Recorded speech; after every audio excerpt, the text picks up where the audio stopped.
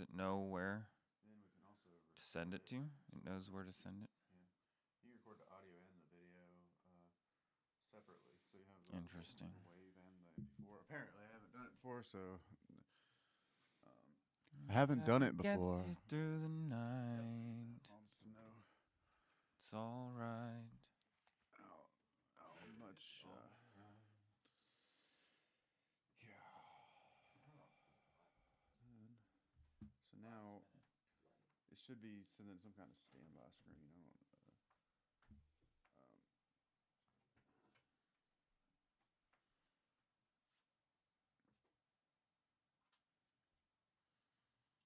I don't.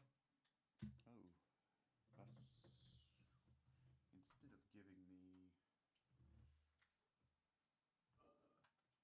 I'm just trying to black screen, I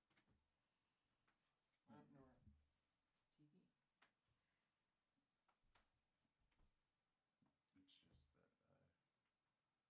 It's just that I didn't load a standby screen. What the stank? Looks darker now. Oh no, it's brightening up. That's like the TV monitor or something. Yeah. That was weird. Well. Okay, this looks good to We're me. about to be rolling into it, I suppose. As far as I'm concerned. Wait, I should turn go a little closer this way. Can't you see? Can't Put you on see? your can. Can't you see? So it's already live. What that? Oh. Yeah. Might get a copyright strike. It's kind of interesting that the standby button didn't seem to work. So. Well, is you need to hit on air? It's on air. Yeah. It's on air. Yeah. See, look. Well, we're on air. It's a little latent, but we're seeing it on the old Liz up, tis up. I'll also be able to see the chat if there's anyone who wanders into this unannounced live stream. Yeah, I was trying to cover up the label on my drink, but we want everyone to know didn't quite work. This live stream brought to you by Rip It. Got to figure out which camera I'm looking at.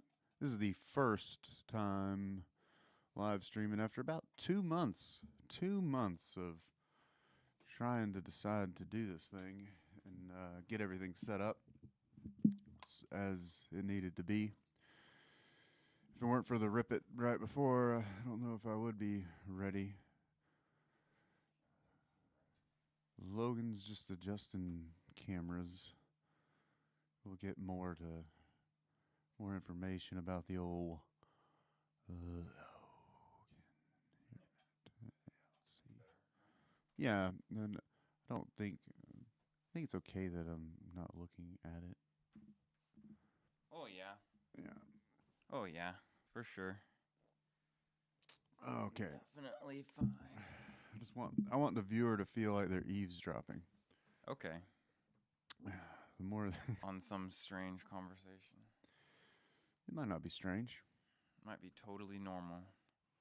Totally normal conversation. I feel like your mic's not switching now. Is it not? Hello? Oh, you just weren't giving it enough business. Yeah. So, well, that's probably good. So when you just... Well, that's nice. Yeah. Interesting. Here I we can are. tell that we're streaming. We're streaming. If we talk together, this thing auto switches. Look, talk together.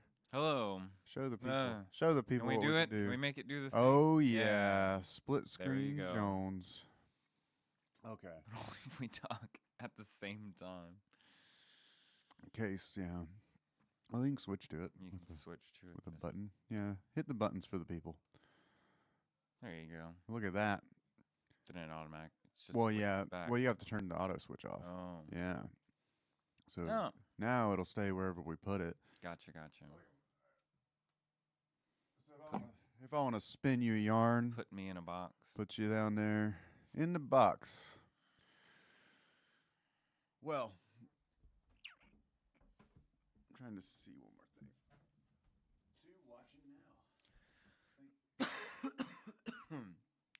All right. This is the first of a weekly live stream. I'm going to hold myself to it. There's a lot to be said, and editing things and posts seem like a big hassle. So I was like, man, we got to stream it live. And then streaming it live seemed like, just a bear to set up. And that's taken a bit. And then, so here we are. Briarcliff Conversations now going to be weekly, and we're just going to try to figure it out as we go here. So Logan is down there in the box. Ever so fitting that he's in the box, because that's where I met the man, was in this box of sound we had created over on, was it Thrift Road? It was some at Seltzer, but I was trying to remember the road. Either way, I was there every week for eight months or something on a Wednesday. Yeah. So, yeah. Good old Soundbox. Soundbox. Tell them about Soundbox, Logan. A lot of people miss the old Soundbox, so I'm hearing going back and forth with different jams and different spans of time between now and then.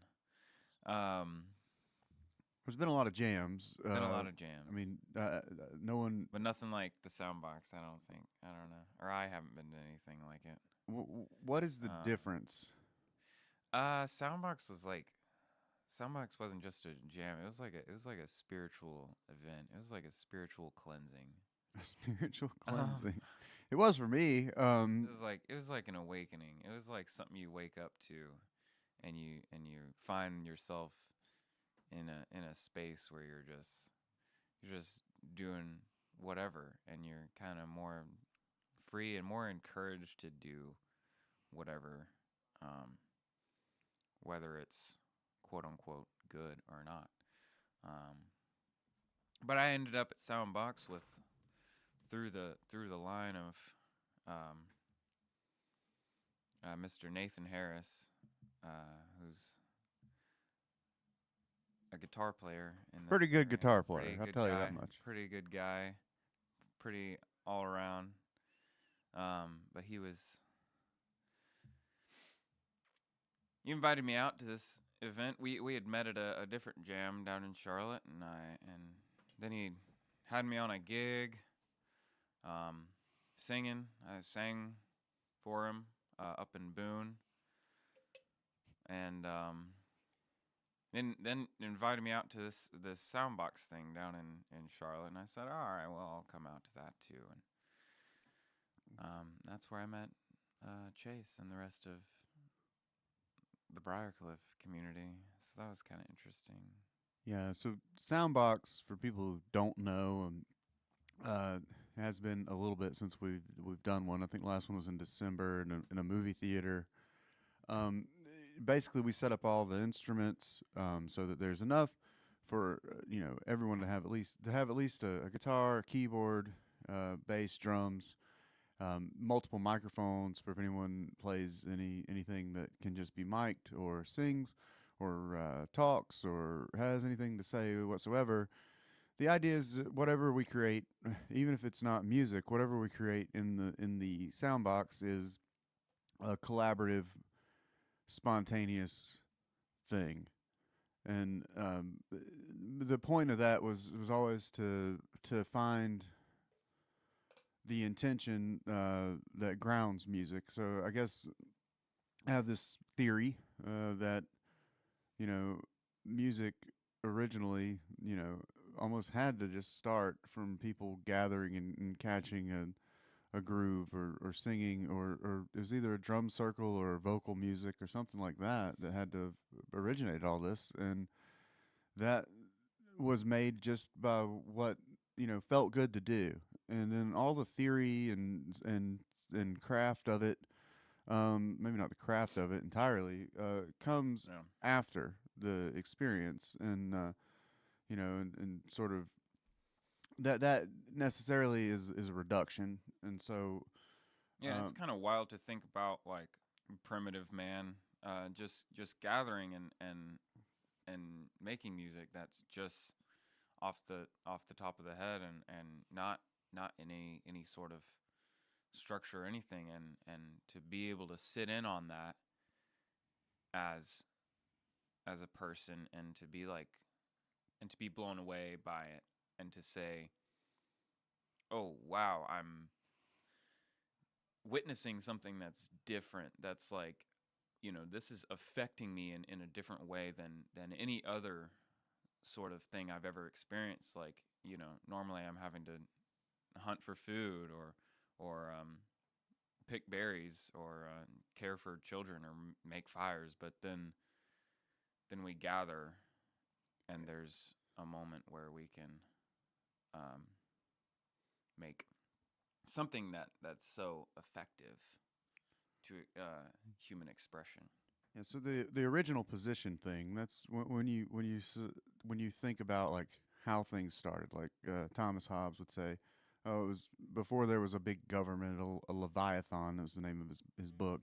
Um, before there's a big government or whatever, life's nasty, brutish, and short. Before people are organized into societies and things, and that was like one of the first, like, hey, well, I guess the Bible's the first or one of the first, the creation myths and creation stories. It was, we're always trying to say, if we just get at how this all started, Mm-hmm. maybe that reveals something about what it's all for, what our purpose is. And so, what you think the originary position was, like the starting point was, will have an impact on how you feel about how things ought to be done now. Like, are you pure to the intention with which it started? Which is kind of how I came into wanting to do a jam. I was always in bands that had very composed music, and I didn't like jams at all. I hated them.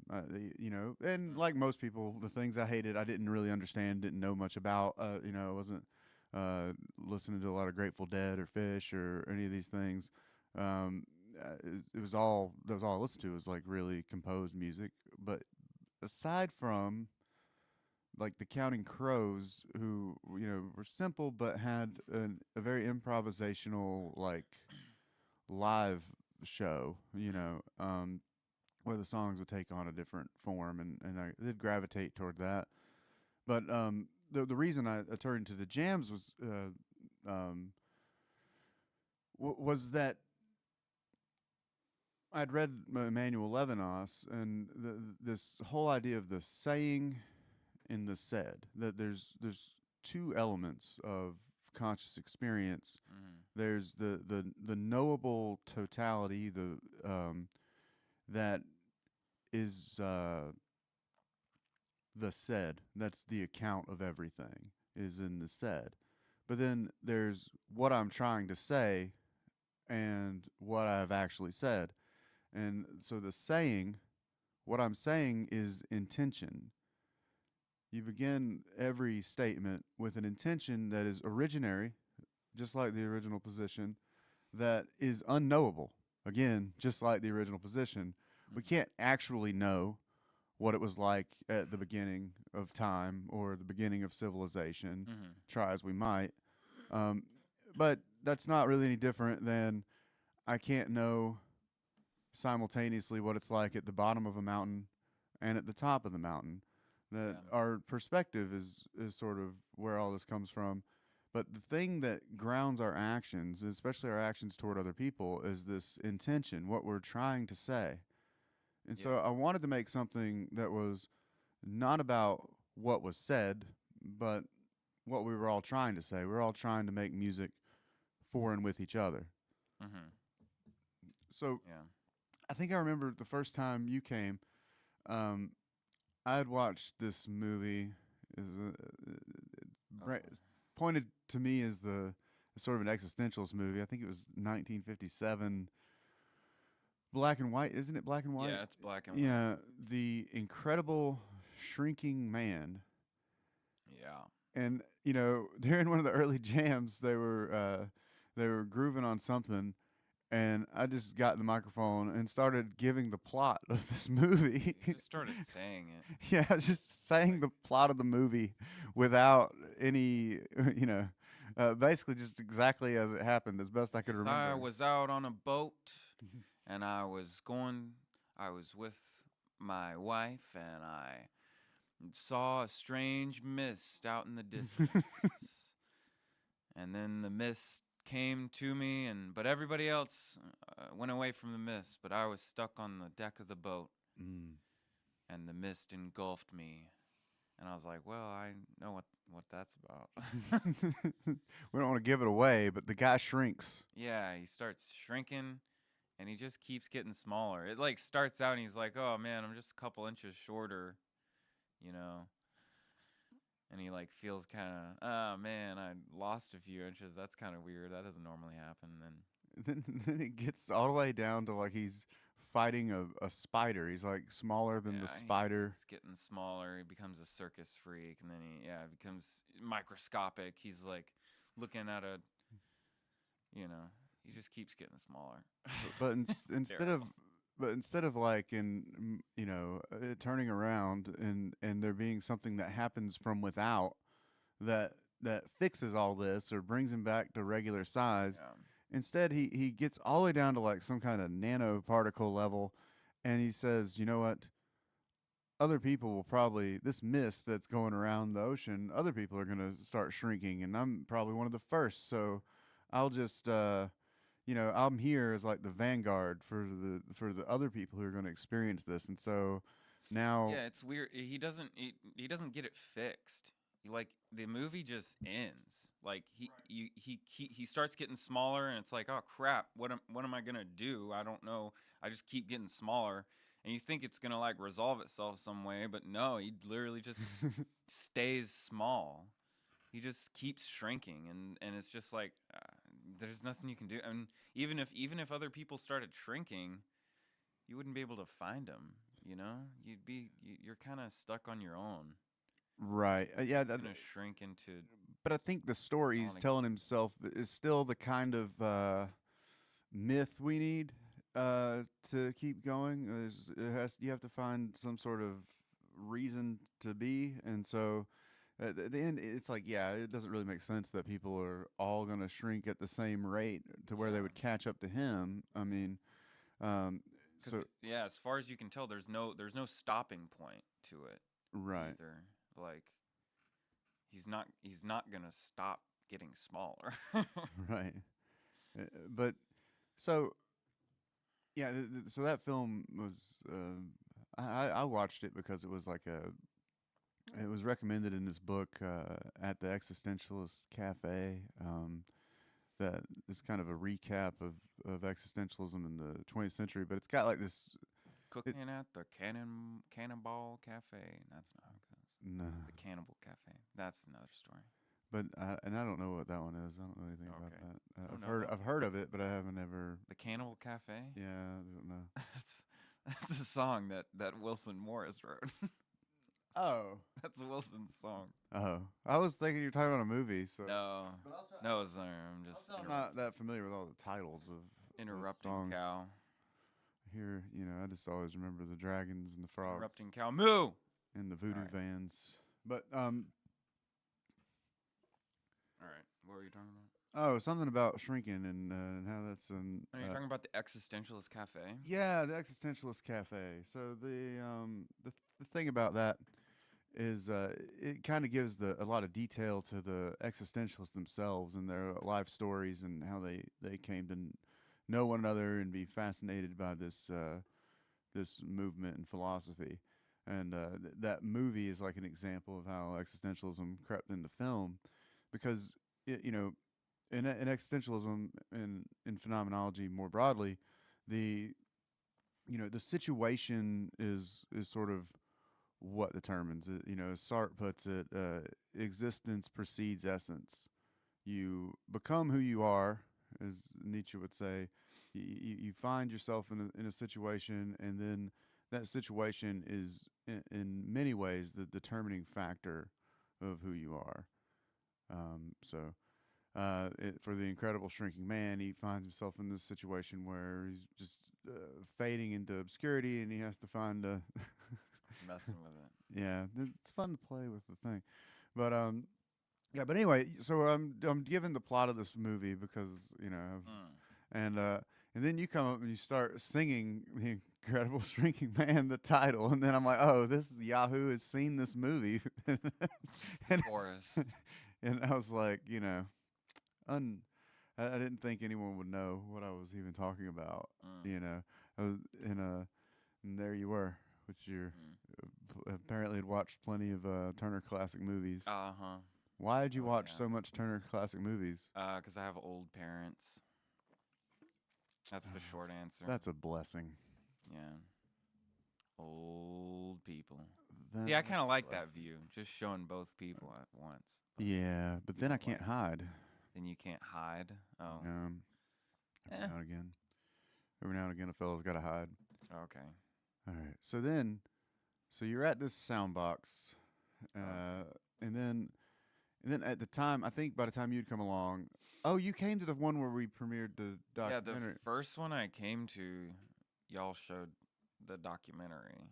which is here on Oh, YouTube. yeah, it's like- So Sounddocs, it's from last year. I think it came out in May last year. So we're about on the year of it. We made a little documentary about what Soundbox is. So if you want to see what it is and want to know what it is when it comes back, that's Yeah. a pretty good example. The cat's in it.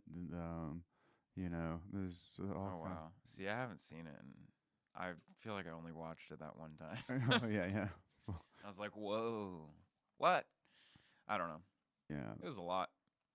And then, I was booking these shows on Saturdays at Legion Brewing, which was basically like a spillover of Soundbox at that time. I would take some whoever and throw them together on stage, and they would figure out how to make a 3-hour gig happen the same way. So you started coming to some of those, I think, looking to get on and play. And then I think the Yeah. first two you couldn't play because there was like a cancellation or something. I mean, like I don't there's remember. weather or something. I feel like cancellation might have happened later, but I don't know. I feel like I remember playing at least maybe the second time I went. I remember maybe the first time I didn't play just because y'all had it booked out. Or maybe I just like sat in the corner and twiddled on a guitar. Nothing like twiddling on a guitar. That's what most guitar players do, is they just twiddle on it. It was really strange when we both were kind of at a loss what to say. We at the same rate. What do you mean? Our inhale was like the same rate just now. Oh, I didn't notice. That did. These VSX headphones are clear, Clear, very clear. crystal clear. Yeah. So eventually you started playing and you were jamming, and then I was like, "Hey, don't you have like solo material?" I was like, "Well, the band take a break. Why don't you play a solo song?" And you weren't really prepared to play, I guess that. But you broke out some old jazz song from the 30s. What was it? Good old Moody's Mood. Moody's Mood for Love. I gotta say it louder to get it to switch. Yeah. James Moody. Moody's Mood. You can also find, it's also an Amy Winehouse version. Oh, really? A bunch of people covered this song. It's like a classic standard, but it's very much like vocal acrobatics. Because it's like originally a saxophone solo. James Moody was a sax player, and he was covering I'm in the Mood for Love, which is a standard, and he was doing a sax version of that, and and went way too hard, and then a different guy came along and put lyrics to that song. He put it's like vocalese when people will take instrumental solos learn it in scat, like whatever they did, and then they would put lyrics to it. Mm. And that's a great example of it. Moody's Mood for Love. Check it out. It's a great song.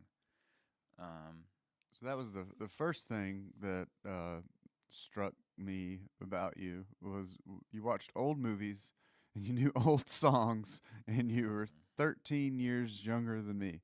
Okay. And so that was kind of interesting. But also the song is very difficult. So yeah, look it up. But yeah, so it was like this really difficult song. But you acted as if you were real bashful about playing it that time. So Because I didn't know. I remember feeling like I didn't know if I should do an original or do a cover or do something. I was very much just like I don't know what to do. Because I hadn't been like gigging consistently at that point. Like the mood was about to change. yeah, I was kind of out of practice. I feel like at that time, I was just like on other things. And you and Javier ended up doing a cover of like Yeah. a Michael Jackson song, which for some reason never was went back to. Yeah, we also did LOVE. Uh, L is for the way you look at me yeah. by Nat King Cole. And so But yeah, the Billie Jean, I think too. yeah, I think it was Billie Jean. And then I want somebody to do to do Dirty Diana, but I thought that would have been one that would have been good for Nathan and Javier to do. I don't even. Is that a Michael Jackson song? Yeah, yeah, it's Dirty Diana.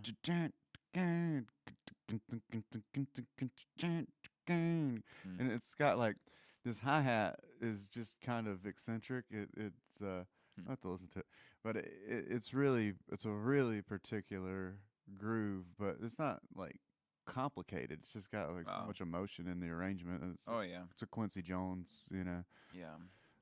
just great players doing great things. But anyway, so I'm just trying to get some context on the Logan Childers story for people who don't know. My story. Yeah, and so then a little ways after that, I think I was having like a bit of a post gig meeting at one of the Saturday shows with a lot of the guys that were like regularly gigging with us, and I've said something about how we should try to figure out, internships and because we, as our company, we do everything from, live shows to recording to all that. And there's just every phase of the thing we're trying to do. And so it would be a good internship. And then you said, I was like standing there, and I was at this point. That was probably most of my nerves was my professor getting on to me about I didn't have an internship yet, and like it was like it had very specific criteria. So what I couldn't do remote, and like I had found a remote internship at the time, and I was like I can't do that. I was having to like figure that out, and then I was like standing there, and I was like, oh, he just said internship. I was like, well, I might as well do that. and then you were the first person we ever have had, still the only person we've had as a college intern, but it worked out. You got your credit here. Yeah, I got my credit. I'm a full graduate. I got my bachelor's degree. She accepted the internship. And and then now, we've been working together since the internship, and you've got a record. We're figuring out how really we're kind of on the. I guess we're having a bit of a debate about how we want to release it, whether it should be something more. Maybe it's one of those things you say. Maybe in the comments, tell us what do you think's better: a bunch of singles, music videos, alternate versions. Is there a way that maybe it ought to be that's not just a big drop that people forget about in a couple of weeks, or is it something that you feel like you can get more into a body of music if you get a bunch of it at once that's meant to be listened to together. I know I've been both ways. You know, sometimes I listen to Yeah. a song or two from a project, and sometimes I really am into an album and it'll be on repeat, but not as much as it used to be before streaming and all. Yeah, it's hard to formulate an album as something that's just because of the nature of streaming. There's just so many different songs, and most people are gonna find you in a playlist or something where it's like it is in isolation. So um, And this is I don't know. So sort of what your background is in is marketing. You ended up with a marketing yeah, degree. marketing, music marketing, to say the least. Music industry studies, Appalachian State. But Great day. we just find ourselves in the situation does determine what we do, and like most of the things that we know as the music industry are really just the last 20th century, and you know and the distribution model they had there, and then now we've switched and things are all in flux and technology changes every day, and figuring out what a career in music looks like, also Mm. what and beyond that, like what an artist looks like, what is an artist Yeah. responsible for conveying in this ecosystem where you and look, just for sake of argument, we got two people who there are people like this, that are mostly, we say, work from home, or and they're on their they're on their devices, and that's most of their outside interaction. Those two people have a completely, they can live in the same town and have a completely different set of experiences every day. And we've never lived in a time like that, Mm. where your experience may not map on to someone else's at all. What you think politically or economically or religiously, any of these things, you may have a completely different diet than a person who lives around the corner from you.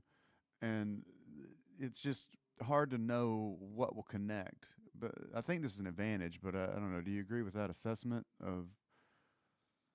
That we live in a distantly removed society where everyone has a different experience. Is that Yes. what you're saying? I mean, yeah, I would agree with that. For sure. I think people can very much. It's easier to live in a bubble now and not see any sort of different perspective, um, just by the nature of the internet and things of that sort. Was there a question there? I feel like I'm. No, I was mixing just up making sure I wasn't way off base. Oh no, nah.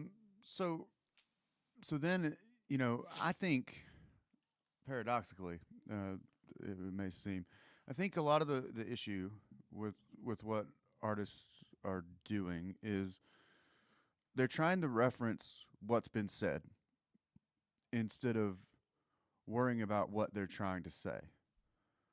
What are you saying? Not how can you rearrange things that have been said in a way that will map onto other people's experience. One of the reasons is this is even harder to do now than it has ever been before. I mean, used to, there was a hit song or hit TV show, you knew other people had access to that, other people had experienced it, it played at the school dance, it was on Full House, all these different things. So you could make a connection to something out there. Now you have to convey your intention. I'm here to entertain you. I'm here to tell you something beautiful, to paint a picture that you can experience.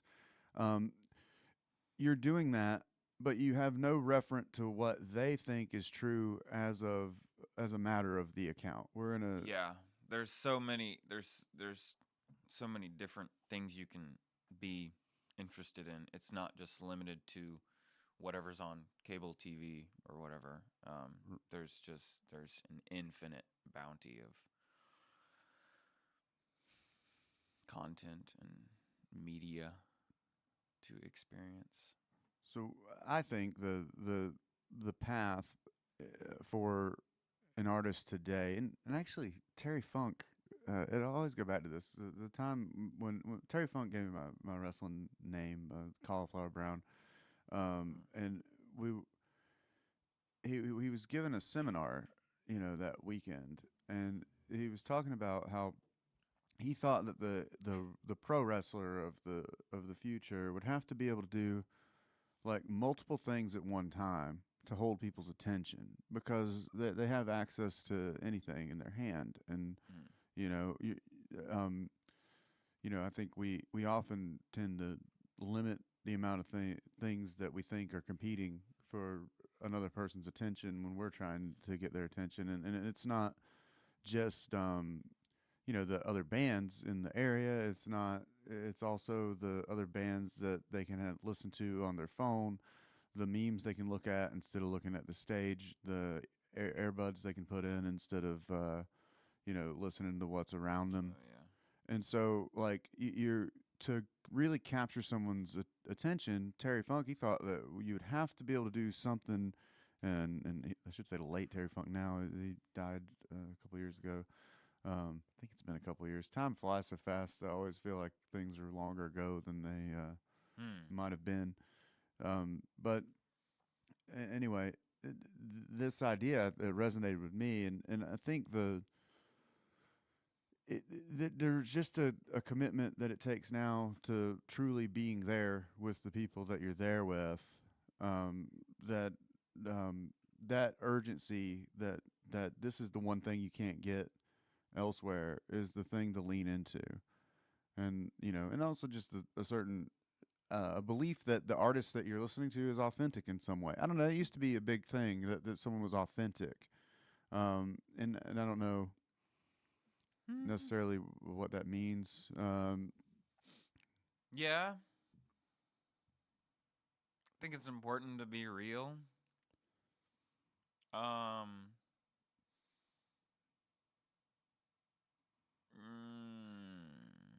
What do you mean by real? True to yourself, I guess. Ah, what was the other part of that? I'm distracted. There's too many things going on. Like that laptop's about to die and stuff. Well, we don't need the laptop. We don't need it. No. Well, no, I don't guess so. Okay. But yeah, and there's not really. This is the first one of these things, just to try to get it off and get it off the ground, and just to get used to doing it. Yeah, so. you're saying to be able to do multiple things. Yeah. Now To be multiple things.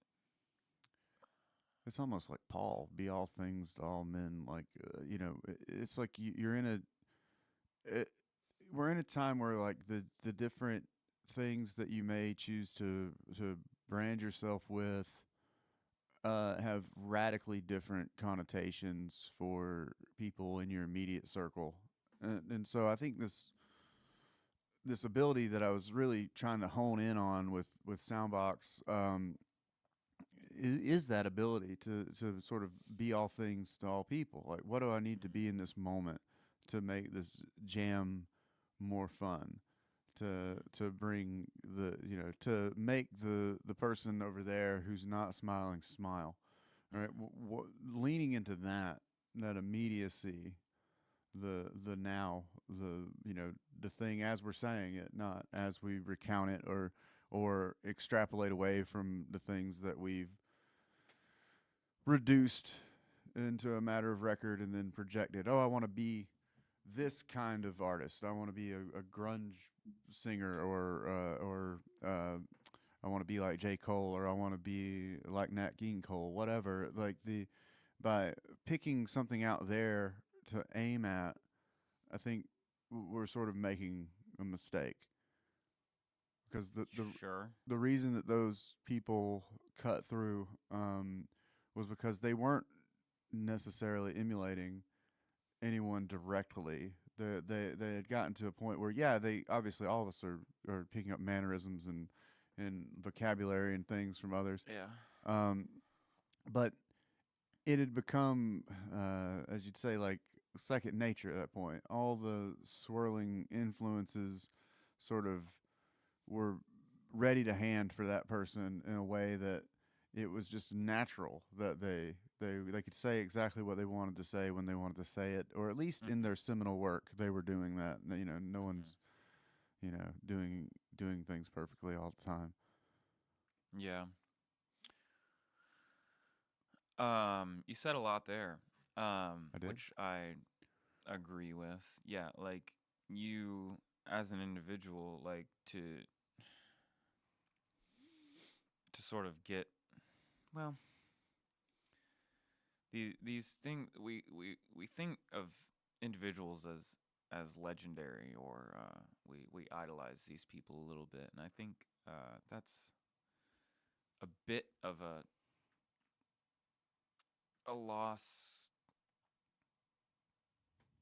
because yeah, it's like the idolization of like the great man. We have like this image of like the great person who pulled The himself Rock. who pulled himself up by his own bootstraps and became great and like did these things, you know. But I think it's kind of looking back, you know, at the end of the day, they were just people who had a message, who had something in particular to say, and so it's a little less about like, you know, being great so much as it is how, you know, how can I find the message that I want to send out, and what is that message, and how can I convey it as clearly as possible. Right. Well, there's because the great man or whatever, like you However you said, wanna- yeah, these idols, you know, Yeah. none of them are unassailable in the end, and no one will stand up to scrutiny. Everyone has something that would appall, something in their life that they're remorseful over, or that they, or even if it's just how they feel when they get up in the morning, you know. Yeah. And so like there's that doesn't exist. What Yeah. what does exist is a small goodness, and that's really what the great people did, is they gave a lot of small goodnesses to people over the years. Their song was just perfect for getting in your car after your shift, smoking a cigarette and singing along about your heartbreak. It was just the right groove that had you dancing with your loved one to their song. It was all these small goodnesses that add up in the aggregate Mm-hmm. to someone being thought of as great. I think if we aim at because right now, I won't.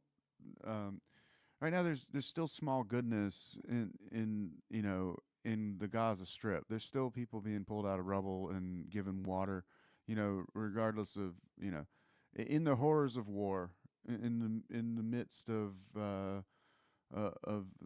all of that. There's always small goodness there, and that small goodness is what we should be aiming at as people, I think, but especially as artists. There's someone at the show that really just sometimes they need an escape. I used to not really be uh, into the escapist aspect of art, but I think I get it a little more now.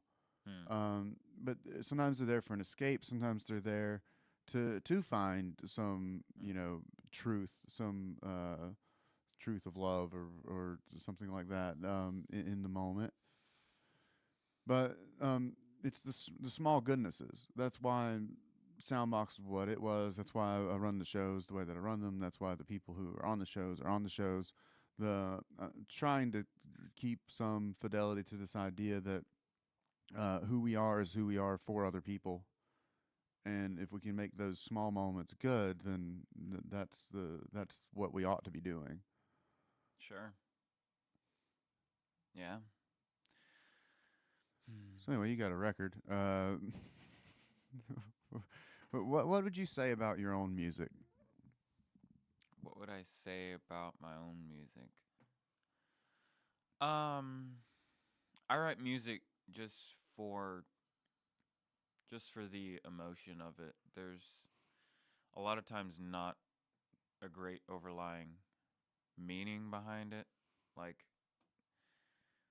I didn't start writing lyrics to tell like some great amazing story or write poems. I just wrote it to express something in particular, like just some particular emotion that I wanted to share. Like the music and the So melody. Sometimes when you introduce that song, you talk about how the melody, but sort of is where the song starts for you.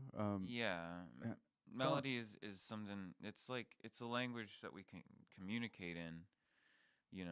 That goes beyond words. So starting with that has become what builds a song for me. Um, and trying to make those as as poignant as I can, and I worry less about the lyrics in some aspects. Still, it comes with the problem of I end up sticking with lyrics that might not make sense or don't really aren't really saying anything mm, because I'm so attached to the sound of something more than the word. Um, so, but I think there's something for the there was something else you were talking about, and I can't remember now. well, I was Move just very quick. the melody and the I was just thinking about how the melody and the emotion, um, all the melody, all the intervals in Western music we have like a sort of a subconscious association with. We've Yeah, heard for sure. we've heard enough, you know, major chords associated with a certain feeling, and especially certain progressions of those chords and stuff that that give us an immediate like sort of context, Yeah, and then I guess you're twisting and turning all those associations in someone else's head when you're writing a song. yeah. I think we have a lot of power as musicians to influence people's moods, and so I try and write songs that make people feel good.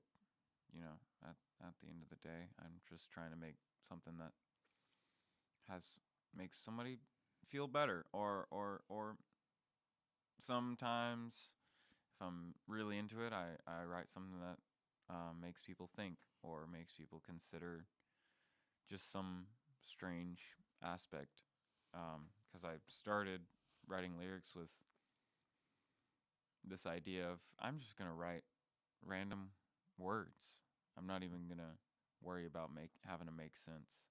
I'm just gonna have words You know, and just and it's then just start from there.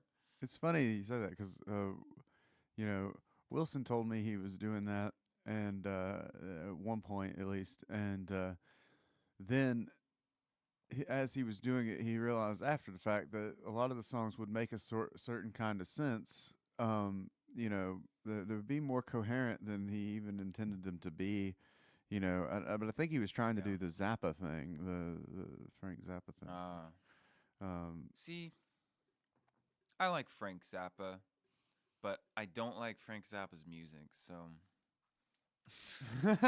that I never have gotten into it enough to know how I feel about it.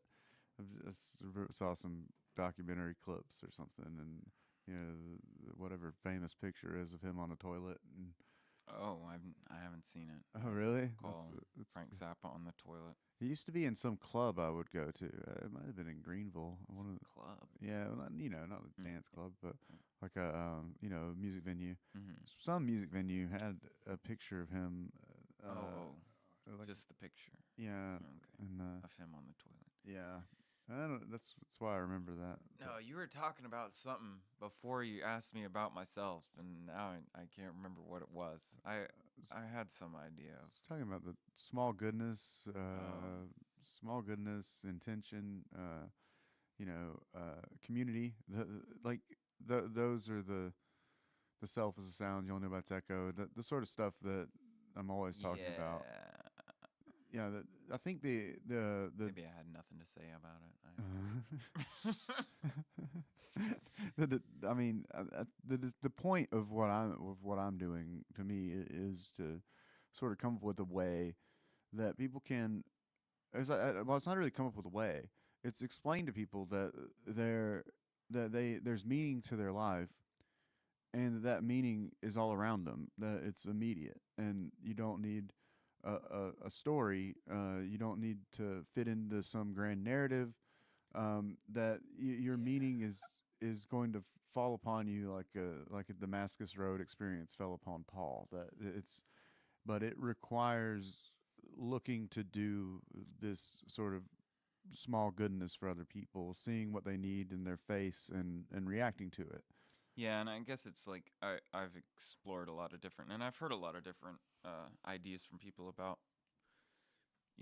like thinking in Zen terms or detaching yourself from the world. And I guess what you're saying kind of goes against that idea Right. a little bit, where you're saying we should be engaged with the world and Right. and try and live life here on Earth as a human, not like detaching from society or detaching from the world. Not waiting for the millennium. You're not waiting on anyone to come back and save you. You're not waiting to go on to another Yeah. life. Yeah. You're here in this life, and you should be very concerned about this life, because whatever the other beliefs you have, I'm not saying don't believe in an afterlife. I'm saying that the even on all the belief systems where you're dealing with an afterlife, the afterlife is determined by your actions now. Yeah. So how so it really goes all the way back to like a St. Augustine quote. On my on my stupid Facebook for my religious views, it's always it's said for as long as I can remember. Well, what do I love when I love my God? And that's a St. Augustine reference. He asks himself that question in his Confessions, and comes to the realization that, if there's this all-powerful, omnipotent God, which he believed there was, that the only way to serve him, to love him, was to love other people who needed something, and to be there and for God's people. Yeah, which is not a common belief. I don't think. Well, I think it's right there in all the religions up front, but that loving God is loving other people. It's all there up I feel like front. that's been lost. Yeah. Well, it's nothing about the belief systems so much themselves as it is about our egos. G.K. Chesterton has a great quote. It's it's not that Christianity's been tried and found not to work. It's that Christianity's been found difficult and not tried. Mm-hmm. And like there is so much of that, like the ego or the self. I'm using that synonymous in a sense. Like the self of the account is the ego. The I, that forms out of trauma. So it's like when sometimes when I get mad, I like puff up and I'm like, oh, you can't talk to me. It's a response to, okay, this delicate thing in here. You don't get to know that it's delicate. So I'm going to put up this system of personality traits and what manner of dressing, standing, speaking, all of these things to shield my vulnerable self. Because I'm ultimately, or not I, but consciousness, is invisible in the sense it's invisible to you, my consciousness, Yeah. and so the ego is this way of shielding ourselves from it, and that creeps in no matter what you fundamentally believe about the overall structure of the world or something, like whether there's a heaven, hell, a God, what the rules are to this experience that we're having. All that is in some ways irrelevant to the experience of living and how you must apply it. And so, like, to you ultimately can never project the your inner experience to anyone else, but you can feel connected to them in their frailty, because beneath the exterior that I'm putting up and the exterior that you're putting up and everyone else, behind all that shell is just so much mortality. Yeah. And the thing that really is truly your own is your own eventual death. Yeah. And so to realize, beyond that guy who's my boss or person who thinks they're a big deal or whatever, that there's just the creeping knowledge that this doesn't last forever. Why are you so worked up about the thing that you want that they have? You wish they would do the right thing with the thing they have, or whatever it is. All these different debates we have. You're like, well, because I only have so much time to do what it is I want to do. And if you're not going to share, then I have to take it, or whatever. All these conflicts arise from the ultimate knowledge and the immediate knowledge of your mortality. Yeah. So the response to that ultimately leads to growth. As we were listening to that Schelling thing yesterday, German idealist, that I hadn't really looked into too much. He's like the precursor to Hegelian thought, and I guess therefore Marxist thought, and today. But anyway, the growth comes from love, which is concern about this. Yeah. Concern for their mortality. So instead of worried about protecting myself, I worry about what I can give. Yeah. And that creative space, if the most creative force is love, then that's what we have to lean into when we're making music. Not the not saying that music that doesn't do that isn't popular, because it can be. There's a lot of people who are just in trauma and reveling in their trauma, and they'll ride that until the wheels fall off. It does happen, but it's actually out of concern for that we should make something that might derail that train. Yeah, because I've heard you say this, and I've heard it a few other places, like death gives meaning to life. Yeah. Death becomes... It defines the story. Yeah. I mean, any story, how it ends. You could have been just a dude who, man, that was weird that he knew that movie. And, but it's only now, at this point, farther along, and seeing all the wonderful, we hadn't even mentioned, all the wonderful collaborations you've done as a part of Briarcliff sessions, both live and, the performances we record and post and all that, and the amount of impact you've had in the community since you've been here is the only reason I even remember. I probably, I may have already forgotten about that had it not been for now. Sart is good on this, and Nausea, he talks about this, the end always defining which things were important along the way, and we don't know until, but, okay. So the difference in living your life and in writing a story is that when you're writing a story, you have an end in mind, and then you include all the relevant details. The problem is when you're living your life is you don't know which details are relevant at the time. Yeah. Which ought to, if you really think about it, inspire you to be good to everyone, because you don't know who anyone is. You don't know how important they are or will be. Yeah. It's also like in the story I'm reading or whatever. Um, The Unbearable Lightness of Being yeah. by Milan Kundera. They talk about those like subtle coincidences, those small incidental things that are beautiful in the moment when you take the moment to look at it, and it can be viewed as, oh, it's romantic, or it's like some artistic way to see the coincidence of it was 6 o'clock, and I was born on the 6th, or when I found my love, when I found the love of my life, it was 6 o'clock. Oh, you were or in whatever. You were in room number 6. Yeah, and you're I get off at 6. Yeah, Right, like yeah. these and it's true. Justin, who edited and directed the documentary, um, he told me one time about this. He's like, yeah, so many relationships are just based on ultimately nothing. It's like, oh, you talk to a girl who's cute, and you're like, hey, you like the Smiths?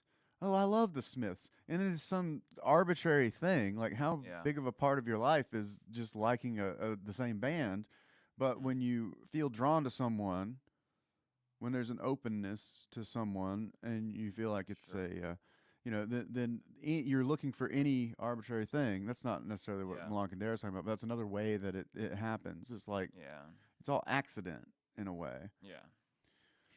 Uh, Anyway, we've been at this for an hour. yeah. So I'll put a bow on it. I guess I wanted to let me tie some of the things together.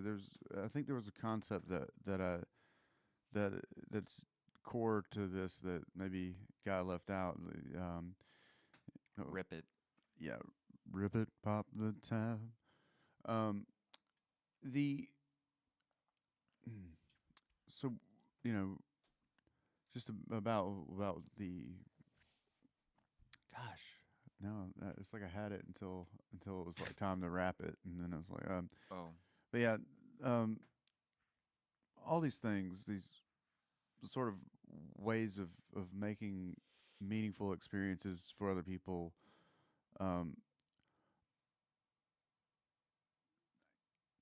The thing is, okay, here's here's the rock bottom, I guess, core of it all is that we're all hostages to one another, and that there's who I am is who I am for you, and I guess where I was trying to get to is ultimately the meaning of life must be transcendence.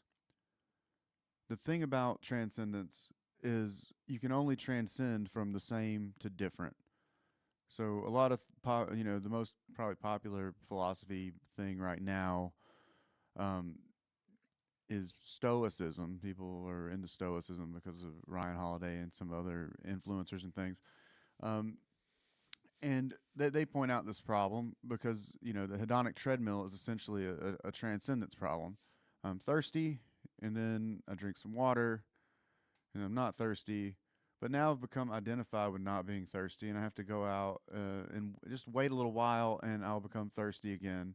The same becomes the different, and then the different becomes the same. And it's just sort of a cycle that you never truly become different and remain different. Because once you become different, the doer is sort of undone by the doing. And so the only possible solution to this, to truly transcend, is to find the difference that remains different. And that will always be the invisible world of another person that you are a hostage in. And so who I am for you is my transcendence. Who I am for myself is just more of the same. Yeah, because it's invisible for you who you are to me. Right. And so all I can do is guess that I need to do better and try harder, in a sense. Yeah. Well, like the rebuttal to that is if we're always living for other people, we since we can't control them, we're bound to be unhappy, right? Since I can't know. Well, I think we begin. Let's see. I'm lost in anxious thought of what might be. what I think is. Well, this is because people are so traumatized that they forget that originally they enjoyed living. Mm. So we enjoy living in and of itself. It's actually because we enjoy it so much that it's that I'm enjoying bread that makes it clear what I should do when a hungry child approaches. We live from enjoyment first, then there's this trauma being told no. Oh, nope, you can't stay in your mother's womb and have all your needs met by this fluid swirling around you in this sort of oceanic experience. It's like, an isolation chamber or whatever.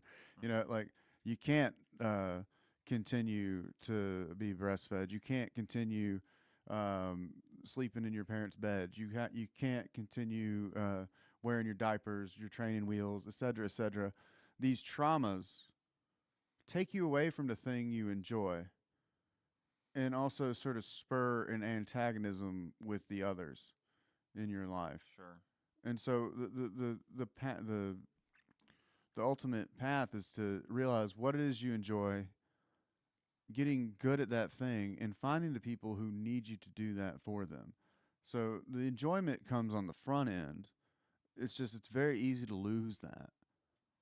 But, how we keep, people from losing that enjoyment is by not traumatizing them so much. So it's kind of a dual